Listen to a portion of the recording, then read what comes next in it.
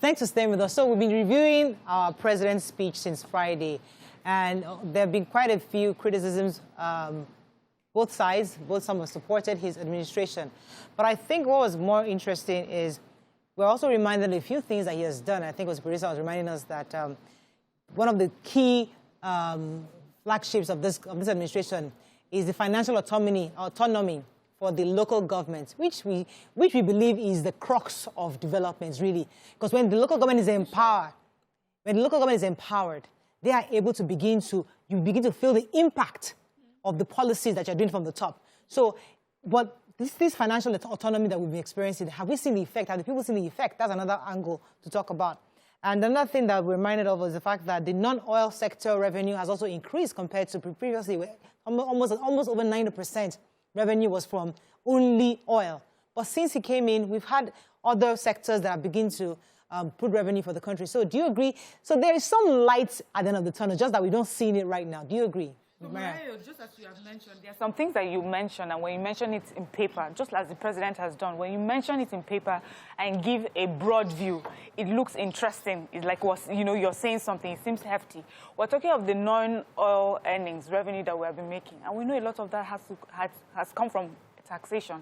Nigerians are groaning. We've just talked about this morning, over 85,000 MSMEs are groaning, have closed, and are saying that one of the major problems of why they are struggling is that they are overtaxed. Multiple taxations over and over again. Here we sit down, we talk about what's the next way that we can tax Nigerians. So if in one place you have made it easier, you are sort of collecting it in another way through taxation. So that's why we need to look at things in a way as it impacts the community, not just how it looks good on paper. So just look at this. Okay. I know someone who works with the United Nations, and he says that part of his job is to make sure that whatever aids or things come to African countries is to see to the end how it impacts the community. So they go and they vet it. Okay, yes, we have given this, we've paid this amount of money. On paper, it looks fantastic. But then we go to the community. There's supposed to be a borehole. Where's the borehole? Why are people still dying of cholera? Because there's no potable water. Sanitation-wise, things are poor. But where is all the money going to? It has to make an impact on the community. It has to translate to how it affects regular lives and daily lives. You cannot just call things on paper like that. But some will argue correctly that Nigeria is one of the countries in the world that don't pay the most, that pays the least taxes. If you go to any part of the world, ordinary commodity, you buy a pair of shoes, the tax you're paying per commodity. In this country, if you try that, NLC will carry placard. So where do we get the money from? We're saying the MSMEs are complaining, but the truth is that there are many people within the informal sector that are not paying taxes. There are many things that are not organized. So the truth is that with the revenue we should generate from taxes, we're not doing it in the country, and we want to be fair to each other. Across the world. I want to disagree with you. Please disagree with me, because across the world, there's nothing you do that you don't pay taxes. It's not about... See, let me disagree with her quickly with our informal sector not paying taxes. We have said many times that the informal sector pays different sorts of levies. The problem is that government has not found a way to harness the revenue that you can get from this, from the informal sector.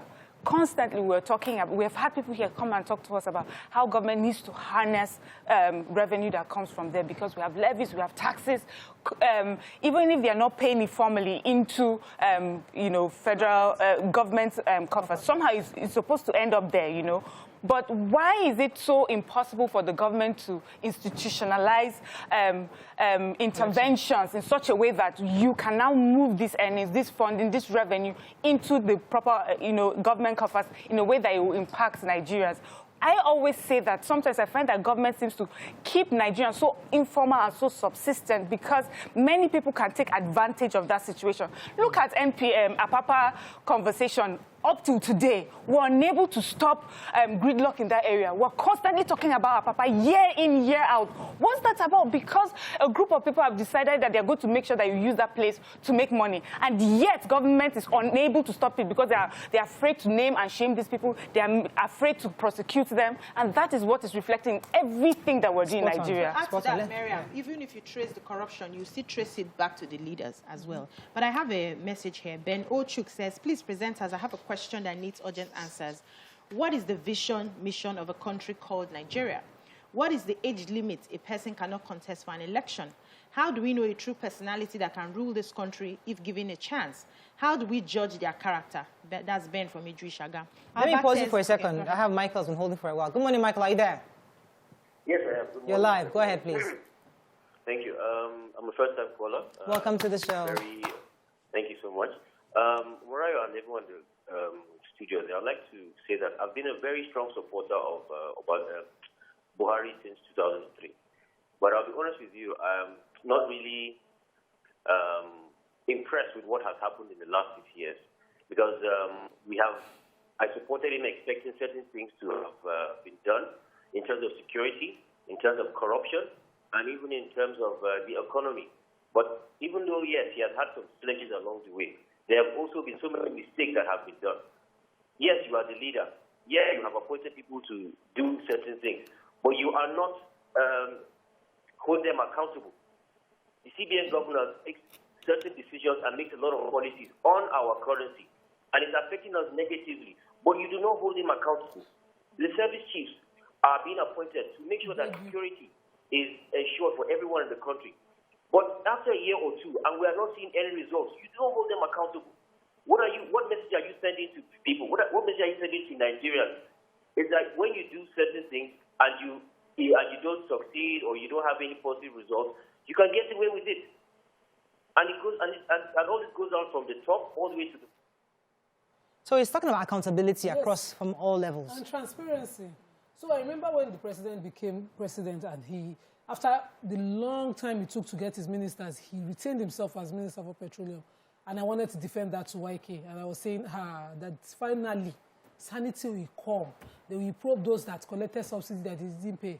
And someone was saying to me, as long as we are refining outside, and I said I want to believe that refining outside thing will stop immediately.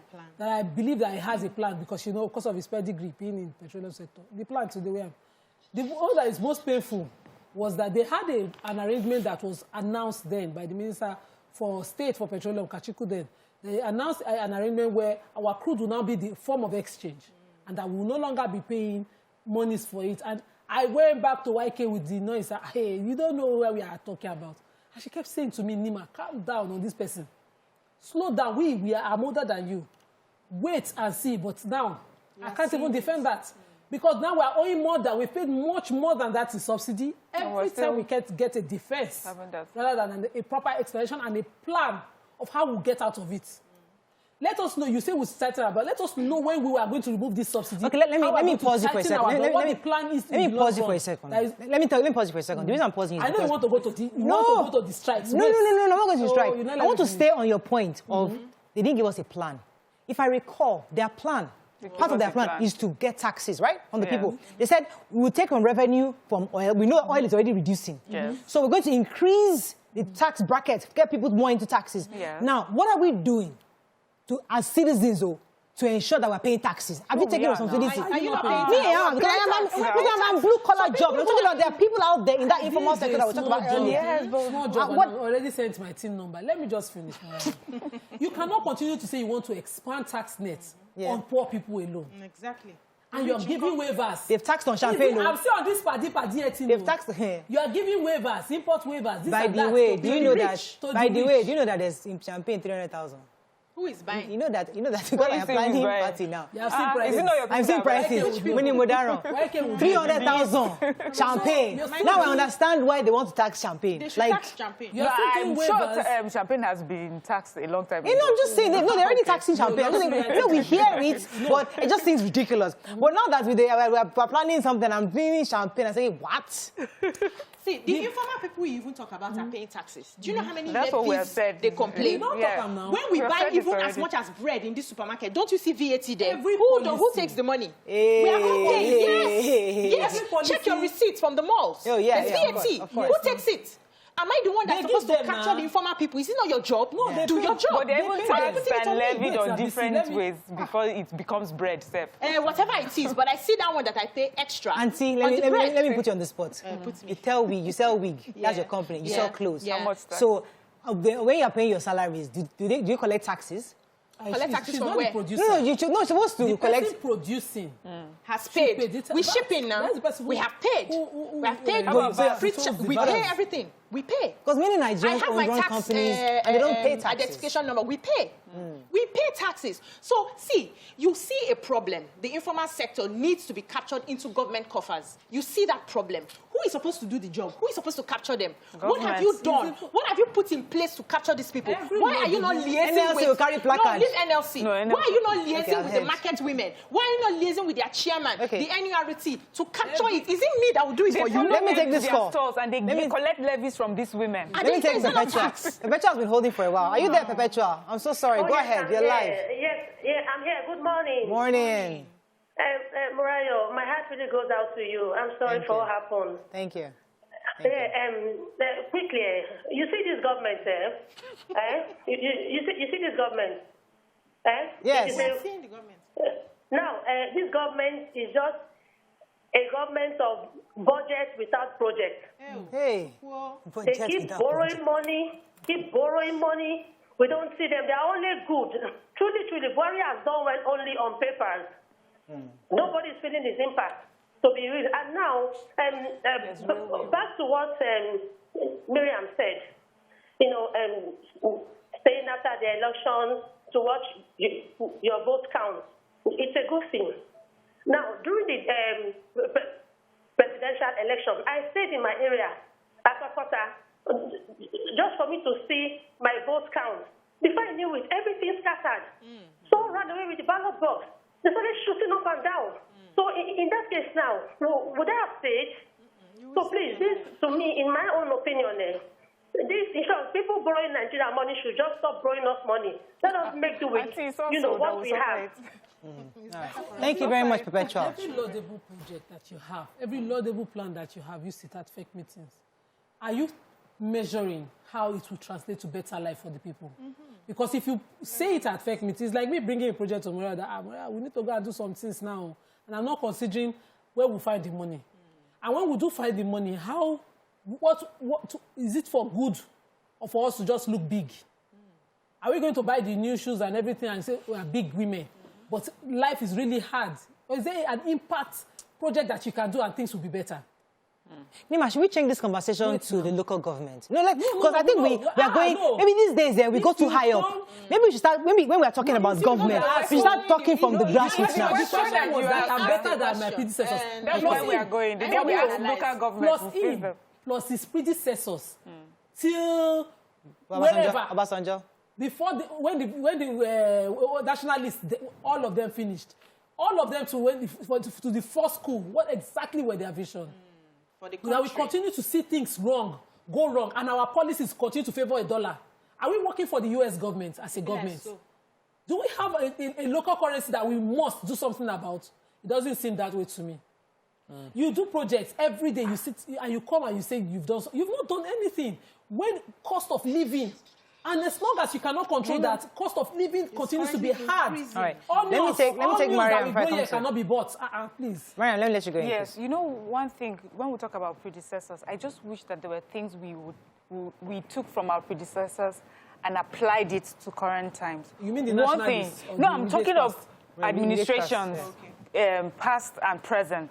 We would, because of party and things like that, we throw things away and just pick up new things. So we have the Obasanjo government, and many people will tell you that the people that he put together in his cabinet were one of the brightest minds that we have in Nigeria. Yes. And I feel that, and I just hope that going forward, administrations after that will understand that it is important the caliber of people, their experience, their skills that you put together to help you run a government. If that thing was moved from one administration to the next, we would see improvement. You cannot now take that away, and then we have people in cabinet constantly we're asking either for their resignation or what is it that you're doing, when you already had an example, you know, of how it worked when it was working well. So that's one thing I wish we could take away.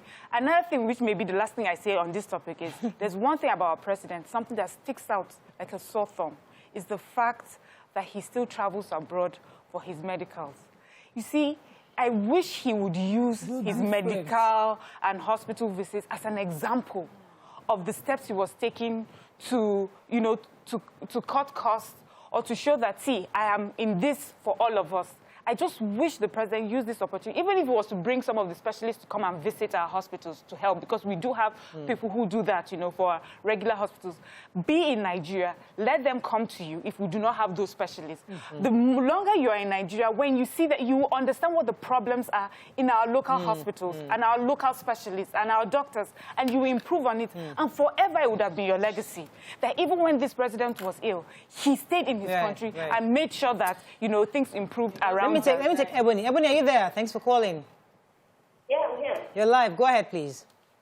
Good morning. Morning. Good morning. Good morning, everyone. I just want to make it very short. I would say for a fact that I'm in support of Nema, BC, and Miriam on this topic. Whether informal or formal taxes, things we pay. And if you go to a common as apart from even malls and all that, just go to an issue. If you look at your invoice, then it's what taken from there. It's supposed to go somewhere.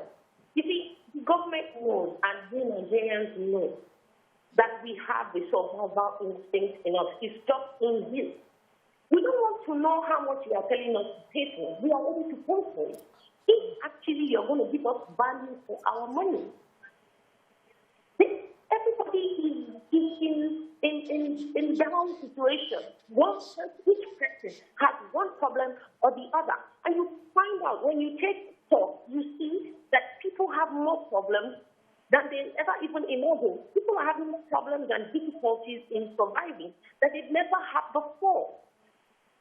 That is what government does things, and even in our normal stores and our businesses, you have the complaint boxes, feedback, reviews, and all those things. All right. Thank you very much, Ebony. Let me take some tips. Take your statement. Emu says, it is universal for human beings not to pay taxes. In the U.S., people do everything to avoid paying taxes, but the government keep coming with policies to make it impossible for people to evade payment of taxes, which is what BC has been saying. Corey says, a leader with interest of the poor at heart. You see elderly citizens dying before their pensions are stolen. We didn't even talk about the issues that. The pension. And their many. Yeah. Pension. Even another thing we've not talked about is the fact that in this administration we've seen the worst press freedom. Because I think a lot of people have complained. Views allowed? A lot of people have complained that this government has been intolerant for dissenting views. They've been intolerant of a lot of expression of Nigerians. And that we saw that with Twitter ban. We saw that a lot of arrests of journalists across board. Something we didn't see a lot of in Jonathan's administration. At least during this period, we know we yabbed his administration. But we didn't see any of that. So these are some of the body language of the government that people are, even though they're doing some great work in other sectors like infrastructure, power, it's making it look as though they are insensitive in certain areas. It seems like the government is quite touchy in different areas. Another part of it is we've not seen so much of secessionist calls in the last administration. This time around, people are talking about constitutional review, they're talking about restructuring. The voice is getting louder. And it's thinking, okay, so you're doing a lot of policy making in agriculture, but the truth is that there has to be a lot of work on that. However, in fairness to this administration, they had constitutional review where they've taken, the senators went around the country to have a public hearing. Yeah. What do you want us to review? And they've gone back. So we will say that he listened and they're acting. Petroleum Industry Bill. Committee. Yes, the one on the restructuring. Yeah. Who was supposed to give us what restructuring means. The reports came out. What did they do? I think We're still waiting. We're still waiting. I think that they just, start something to quell the agitations and the noise around it. And then they continue. No, I think they've given the report. The constitutional review report has been submitted to the president. Financial restructuring that governors have been talking about had to be instituted through the courts. Who sat anywhere to discuss that? Nobody sat anywhere. When the entire Wike went to court, Lagos State has joined as parties. Oyo is joining recently, and now we have governors on the. We're now making it region against region. Governors are all in this together. Joining the federal government in an action to stop those governors who have decided to. Okay, we're going to wrap it up. So let me take this call. Insecurity. They had to start. People had to start to do things by themselves. Gradually. Who sat anywhere to review any law? Hello, good morning, Moyo. Are you there? Yeah, good morning. You're live. Go ahead, please. Dr. Moyo. Dr. Moyo, go ahead, please. Yeah. And by the way, first and foremost, the woman in pink, I've forgotten her name. Obiajilu. Her wig is entering my eyes. I love her hair. Go to BC. Go to her page. She'll hook you up. Anyway, to the issue. You know, when I'm going to speak in parable this morning, if you're a mother of a home and you cook a food that is really bad, maybe the salt is too much or the condiments are too much, you yourself, and it's making everybody sick. Everybody will be complaining. They'll be saying the same thing. When people are saying the same thing, mommy, the salt is too much. Mommy, the salt is too much. There should come a time that you should admit that, which I did not do well. Let me make this food to taste better so that it will be making everybody sick. But when somebody is complaining over the same issue over and over again, then it's time to admit within yourself that, okay, let me change strategy. Let me change approach. What am I doing that is not working? How do I make this thing more effective so that the complaints will reduce? That is how to be an effective leader. It's not just about bragging and boasting. Oh, I did this. Interesting. I feel like I was going to use that analogy, but go ahead, BC. So I just feel that the present administration is very good with coming up with lofty plans, but implementation, following through, and evaluation is what they lack. So they put out the plan out there. We hear this is happening, trader money is happening, this is happening, and that's happening. But they don't evaluate and come back to tell us, this is the success level we got in this aspect. These are some of the things we learned that we did not do well. These are some of the things we're going to do better. We don't have that. So evaluation is lacking. And for us to have a proper system of government, we need to learn to take feedback. Another thing I also see that I think the president should work on, and his handlers, is empathy. We don't feel the president is listening to the poor people. We don't feel the president is feeling the pulse of the people on the streets. We don't feel that way. Everything we hear is, I've done this, I've done that, and he comes up with, we must be together, we must be united, as if it's by force, you know. But the president needs to understand that we don't say, come and father all of us, because we are older than us. That's not what we're saying. But there's a way you communicate to the people and make them understand that I feel what you're going through. Show them that you feel what they're going through. But he went to the Southeast. Remember recently he went to the Southeast. Hold on. And we are his stance and body language and position is not empathetic. That's the problem. Yes, everybody has complained that the president does not seem like he feels for the people. So show us that you feel more. Probably then we understand why some of the things you're doing is taking time for us to get the impact. Right. And we will be patient with you. But when you give us this order of, I've done that, and we're not seeing the impact, everybody will revolt, everybody will cry, everybody will say things are not working. Right. So try and show us a little empathy. You have more messages? I wanted to say this message, and it's very important to me. Olamide Adela says 80% of world trade is settled in US dollars. Perhaps we should sell oil, which is our own, in Naira. This will create demand for the Naira and make exchange rates more favorable to our country. Every administration, that's why in Nigeria, we cannot even compare all of them fail. Every leader that has continued to play along with this, because Saudi and all of them are doing it in the OPEC system, and impoverishing their country. Because agreed in OPEC now. Reducing and wasting the value of their own currencies. I don't know what happened. Explain to us why we've been doing it. When Mr. Boyo used to come here, he would put this analogy and you would think that they're listening. And then they'll go back to status quo and do the things that will wrongly impoverish our people. Now, Naira no get value. We cannot, let's just say the truth. All of them have converted their assets to dollars. And they're all leaving the country. And you're seeing this. Japa is now the slogan. Everybody wants to join. When you have the largest of your population doing everything possible to stow away, enter ship, do everything, just find your way out of this country to where whatever you earn has commensurate value. People are doing that, and you want to come and say you're the best of leaders. You know, my aunt was telling me that how she used to laugh at her mom. Not her mom. She used to laugh at the TV when she saw pensioners begging on TV, carrying placard as a child. What's wrong with this old man? But now she's in her 50s. Wow. She's waiting for her pensions. I mean, she was in her 60s. She's like, Morale, I look back as a child when I see them on NTA. All of them, all these old men rolling on the floor. Now she's a retiree. And now she's thinking like she has not gotten her pension. Well, It's like that nothing has pension improved. Yeah, that pension story is a sad story. It is a sad story. I Well, cannot I think believe that yes. we're still doing Feeling this somewhere. till today. You are so right. We grew up just watching people constantly carry placards. And we used to hear all these sad stories then. Oh, this man died on the field while they were carrying placards. This person has not received his pension in many years or his gratuity in so many years. He died in the hospital because he could not even pay for his medical bill. 2021. We're still talking about this. And this is in spite of the fact that we now have the PENCOM and just supposed to be a much more regulated and organized way to collect our pension and pay pensions. The problem really is corruption. Simple. And if anyone can solve the corruption, it is all of us. Yeah. It is not just the leader at the top. Yep. All of Simple. us. Let me take Mike. Mike, are you there? Oh, we lost that call. So how do you fix corruption? I mean, this is a really difficult question.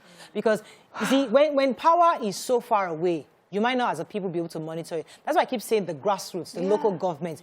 If we know, for example, the local government's job is to clear the gutters, to cover the potholes, to pay teachers, you know, those basic things that local government should be able to do. Maybe we should begin to demand these things of the local government gradually to trickle down. And people can see that, listen, this community, even just Kofshofe, for example, and we hold them accountable that, this gutter hasn't been cleared. They didn't empty this trash. The potholes are getting wider. Can they cover it up? All those little things where we make them accountable for what they do. Gradually, people can be, people go down see that you can actually demand leadership and get what you expect to So get. for me, every leader should take responsibility. So at every level, whether it's the president, it's the vice president, it's the governor, whatever you have been given to do, you need to take responsibility in that space at the same time. So it's not let's wait for the president to do his own while we are waiting for him, because the truth is he's the father. You can't set a rule and you are not seen to be taking that rule, and you expect your children to go ahead and be obeying the rule on your behalf. So everybody needs to do it together. And we also have a responsibility to keep calling them out. So in your local government, your representative, you see that they're not doing something right, we have the responsibility to make noise and shout till they listen and do it. So if we all take that responsibility, You see, there's something we've not said. may work. There's a phrase we've not used, political will.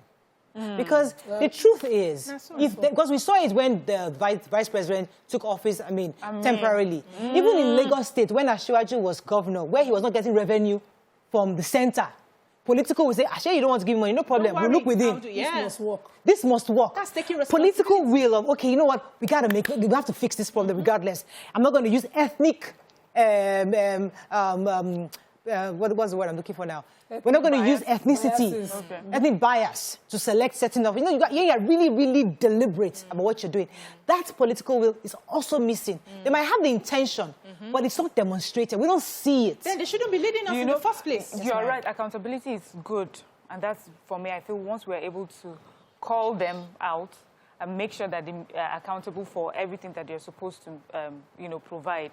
But also, I need to understand the corruption that happens in the judiciary.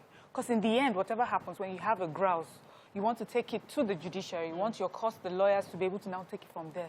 But everything dies at with the judiciary. Yeah. I want to ask Nima, what is happening Backlog. there? What do we need to do? The lawyers, the judges, the whole judicial system. They speak English. The truth is, the lawyers, Yusuf Ali, recently, I took his interview in the papers.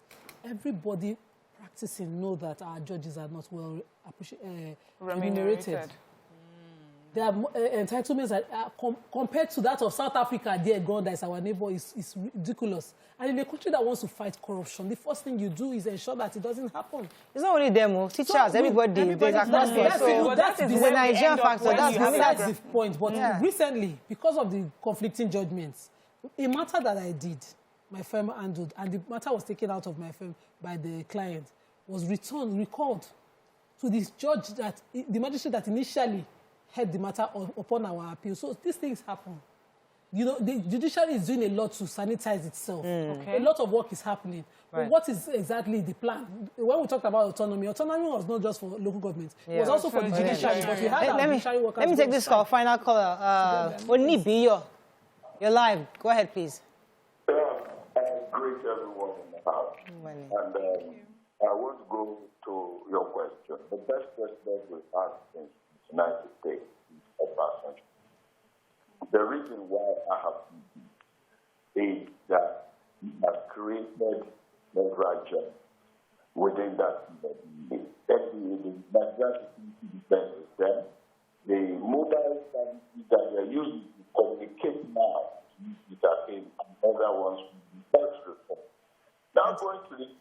Onibio, it's not very clear. I can't say. I'm not sure if our viewers can hear you. It's really muffled. But I heard you said Obasanjo. Some have argued that we should have allowed him to take his third term because we've seen. I'm just saying some have argued because we've seen in Rwanda, you know, that where we've seen a president who is trying to make a difference and make, I think, Rwanda the ICT hub, as they said, of Africa. So we're saying, so I'm saying that, so I'm not saying we should, I'm just saying some have argued that maybe if I had given that man a third term, maybe things would not be where it is today. We disagree. We disagree. That was the stain on that. Complaining about in our face. You don't need. We are a country that is so complex that each region has to have its own. It's complex.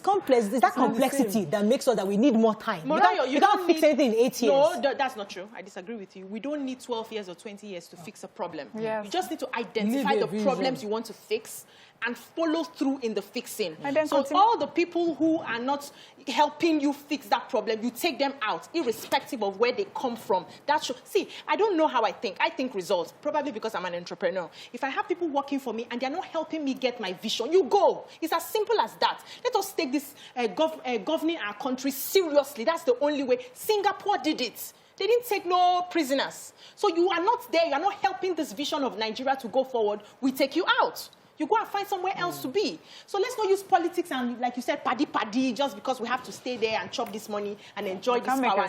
No, we can't make excuses. Excuses is what is killing us. Oh, because I came, there was no money in the coffers. I did this one. I'm struggling. The population has grown. You see population grow. I'm having more children now, and I am thinking of how to consistently expand my resources so I can take care of my children. They are moving to secondary school now. I'm consistently thinking of how I can expand my resources so I can pay their school fees. I won't relax and say, they've entered secondary school now. I did not know they were going to enter secondary school. I don't have anything to do. Let me just manage it. No, I will not take no for an answer. Results is what we need to wrap up. Final words, Mariam, on this.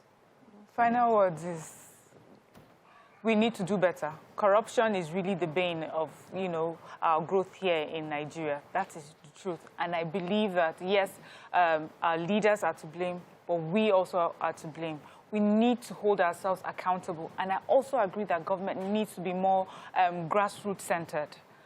Then we'll have, because in that way, government is closer to the people, and then you're able to call out people who are not doing their job, but we also need a judiciary that works, so that when we have grievances, when something's not working out right, when someone has cheated you, you know where to take them, and that works as well. We have to wrap up. Nima, your final words on this? Okay, so just quickly for the judiciary. The judiciary is where it is and is doing what it can. But Nigerians are not patient people, so they don't usually resolve their issues in court. Yes, Nigerians, if a matter is to last maybe in the minimum a year, in Nigeria it might be 3 years. Nigerians, when they finally give you the work, they want miracles. Nobody wants the and so you're talking like a lawyer, or Nima. But that's the truth. You're talking like a lawyer.